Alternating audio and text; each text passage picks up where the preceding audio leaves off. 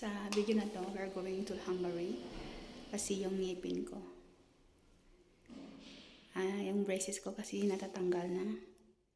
Mahal kasi dito. So, titingin namin doon ang presyo.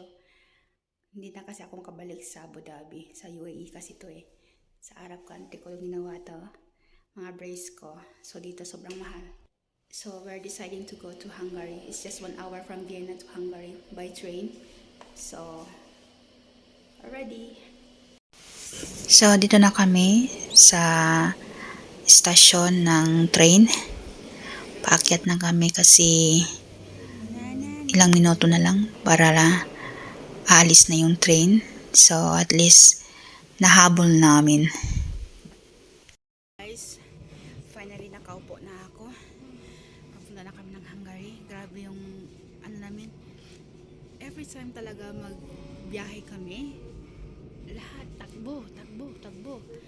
So, grabe, hindi yung normal na lakad na ang importante ay hindi kami nag-late sa train, hindi kami mag-late sa appointment.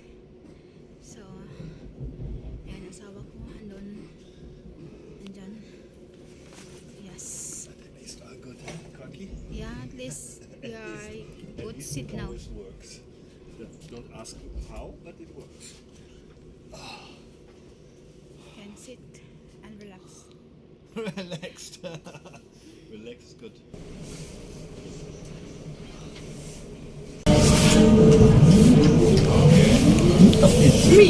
It's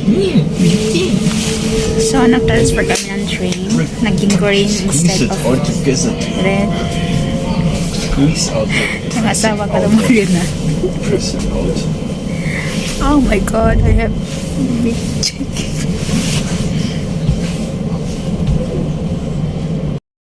So we are here in the Hungary. Maghanap kami ng restaurant makain kasi nagugutom na kami. Yan.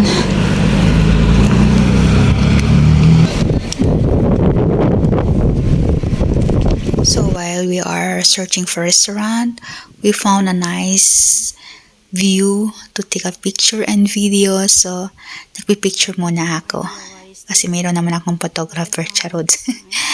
Yan, ang ganda. Yung mga bulaklak.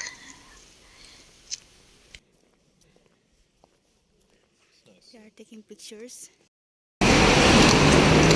Nice surroundings. Trees.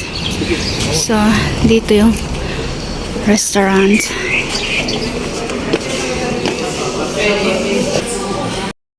So, andito na kami.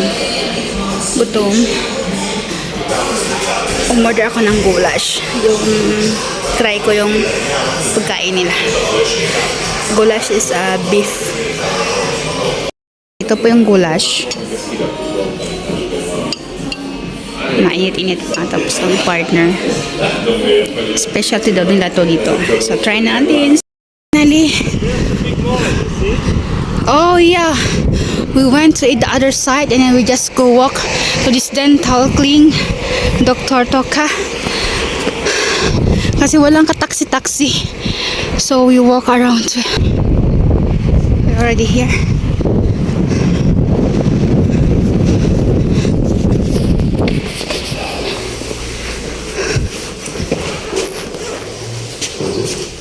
Lift.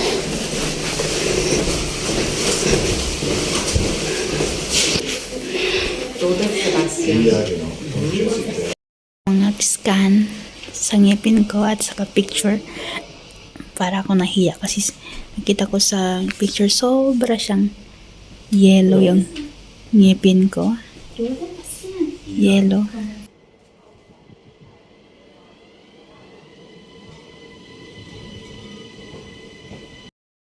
So we go back to Vienna.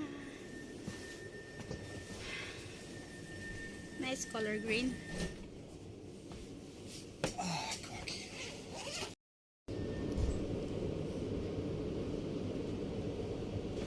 So ito ang scan ng ngipin ko. Kailangan sa taas, implant dalawa. Kanan kaliwa. Same sa baba. So sobrang mahal. Yun, nandun na kami sa Hungary pero mahal pa din. nahilo tuloy ako sa presyo. Aabot siya, grabe, ang mahal. Aabot siya more than kalahating milyon sa pesos. Ilang taon ako pagtrabuhan yan. Tingnan nyo po. Yan, ano pa lang yan, mo implant pa lang yan. Iba pa yung adjustment ng braces ko. Sabi ko, naku po. Siguro uwi na lang ako ng Pinas. 2 buwan, doon ako gagawa ang ngipin ko. Kaya kailangan talaga mag-ingat. Iingatan natin yung ngipin natin. Kasi sa akin, dami na nawalang ngipin. Ay. So, good luck na lang sa bulsa.